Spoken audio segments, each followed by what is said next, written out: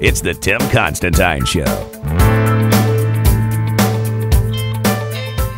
It seems odd to me when you've got the ambassador to the United Nations putting out bad info, whether she was misinformed or whether she intentionally misinformed the public. Either one of those is a bad sign for the administration. And then you have a CIA director who conveniently has a sex scandal and the timing is suspect. And then you have a Secretary of State who just conveniently can't appear before Congress.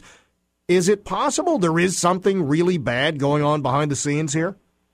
Well, I think these are a series of different events that are all coming together, and there are a lot of different people with different agendas.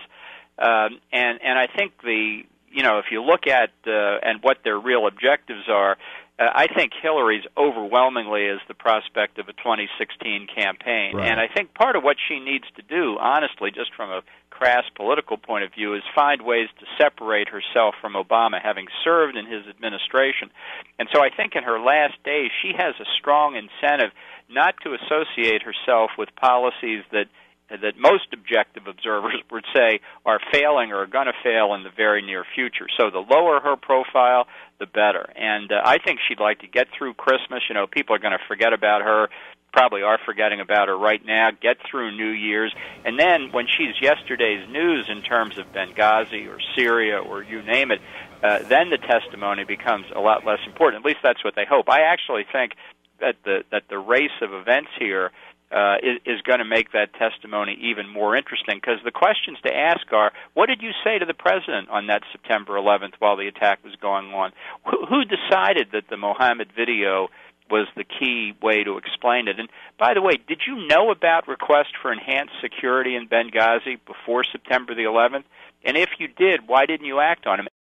Boy, there sure weren't very good answers yesterday. Those questions right there, those last couple about security and the requests, the State Department officials that testified yesterday were pretty weak on their answers. Yeah, and that's I think why both committees in the House and the Senate wanted the Secretary of State. She is the one in charge, and she's either got to admit she didn't know, which means they weren't focused on the growing threat in Libya. I think it was ideological. That's my personal view. After all, the Obama administration narrative was the war on terror has been won, Al-Qaeda has been defeated, the Arab Spring is bringing democracy to the region, the overthrow of Gaddafi was a triumph of the Obama policy of leading from behind. What could go wrong? And they were blind to reality, and that's very dangerous in the Middle East.